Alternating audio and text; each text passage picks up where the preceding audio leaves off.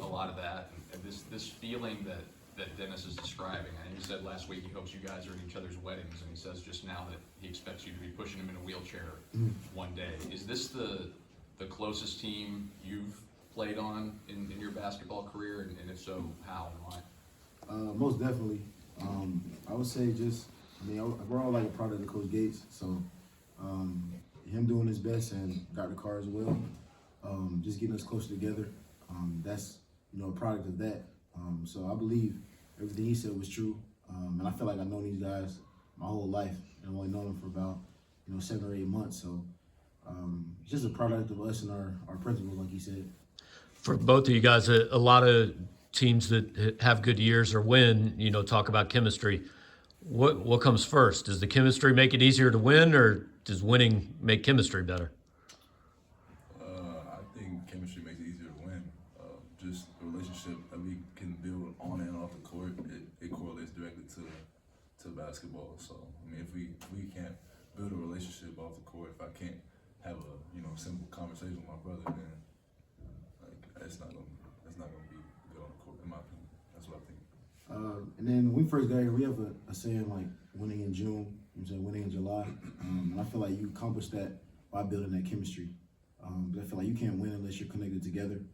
And it's almost scary how close we are based off of just knowing each other for a little while. I just wish these guys had extra years so we could play together again. But we're just gonna enjoy the ride and hopefully raise a banner. This is also for both you guys. I wonder when you think about all the trust you've got in each other and in the coaching staff. That has to be earned. Can you speak a little bit to how they earned it and how you guys earned it with each other? What allowed that to happen? It's a process. Just like I said in June, learning people's backgrounds, where everybody comes from. I feel like you can't really be a true teammate of somebody unless you know where they come from, what their motivations are. So we've listened to everybody's story, everybody on our staff, and once you learn what people's goals are, what they're trying to achieve, it definitely makes you feel closer. And eventually, you just want to win for the person next to you. And I feel like it's hard to stop a team that wants to win for each other. Do you feel that way too, Aidan?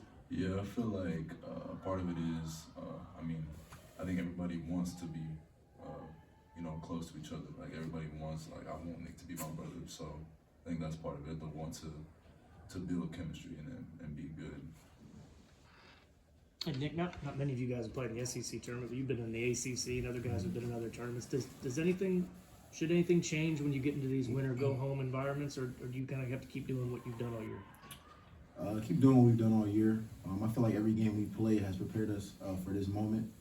And I think for certain reasons, you guys probably know, but we'll have the extra little chip going into these tournaments. So I feel like it's just the same thing. It's basketball at the end of the day. And I'm excited to see our guys. I feel like we're ready, and we just got to be ourselves. Kind of piggybacking on that, did you guys, I think I know the answer to this, but think that Coach Gates probably should have been Coach of the Year in this conference? I'm so glad you asked me that. Yes, I believe Coach Gates should have won Coach of the Year. This is what he did in 1 year, turn things around. And also, I believe DeMont Hodge was snubbed a little bit. I won't get too deep into that, but it is what it is. We got to focus on what's in front of us, and as long as we win on April 3rd, it really won't matter. Nick, what did it mean to see at least Kobe get on first team? It was great. That was as a team, it was like our goal for him to do that as well. I know he came off a good year last year, and the good thing about him is he knew what he needed to work on, and he worked on that over the summer. He's starting to come a little more out of his shell as well. So it's definitely a good feeling. I'm happy for him. We're all happy for him, and he's one of the best players in the country, so we're proud of him. Aidan, what about you? What did it mean for you to see Kobe get that honor? I'm proud of him. He's that's my guy. So when he wins, we all win. So we all support him. For both of you, you alluded to this, Nick. Coach Gates was a Coach of the Year. Makes a lot of sense. What is it that your record speaks for itself? But what is it that each of you guys would point to as what he's been able to capture with you guys that provides that makes him that? I would just say him as a person. He cares about us outside of basketball. I just feel like a lot of coaches around the country don't really do that. I mean, he checks in with our families. If he's ever visiting in the area, he'll go stop by, you know what I'm saying, to see our families and stuff like that. He cares for us, and most importantly, he listens to us. So with him, it's more of a, you know, a family thing rather than just, you know, business of recruiting and like winning. So I feel like building that relationship off the court makes you want to win for him. You know what I'm saying? Run through a brick wall for him. So just him as a person, we're not surprised of the success he's had. I mean, good things happen to good people. So. And do you the same thoughts, Aidan? Yeah, Of same what makes thing him? he said. I mean, coach. I mean, yeah, like he said, just a great guy, and he's always, I don't know, wanted to learn more. He mentioned it earlier when he was in an interview talking about just how, like, we use our ears. He does the same thing. So, yeah. Aidan, you know, Nick, and being one of the older guys, and, you know, coach on the court, what kind of an impact has he had on you personally and on the team, both on and off the court? Nick and older guys, you know, I mean, they got experience, so it's my first year, so, you know, they stay on me and practicing games and just, you know, telling me little things I can do better, so I just, you know, use my ears and listen to them. I'm a sponge, so I try to be coachable all the time. Aidan, just watching you the last two games at LSU, looked to me like you jumped right over a guy to get a rebound. In the last game, you had 5 rebounds, 4 offensively. What has happened where all of a sudden you appear to be extremely aggressive and a big rebounder now? I feel like just throughout the season, I've been just getting closer and closer to, you know, being a better rebounder.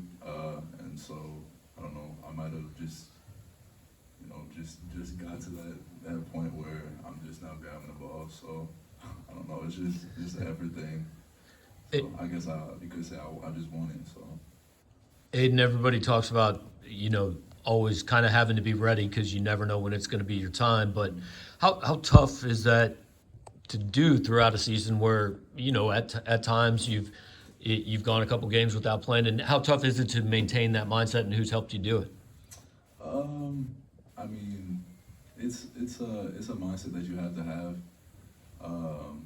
I mean, I hear it all the time, you know, stay ready, and I do. I'm ready whenever, you know, whenever my time comes. So what helps me, probably just the support I have, just always, you know, backing me up, telling me, you know, stay ready, and when your time comes, just be ready to give it all you got, and that's what I do. And you can tell I give all my energy when I'm out there. So. Any other questions?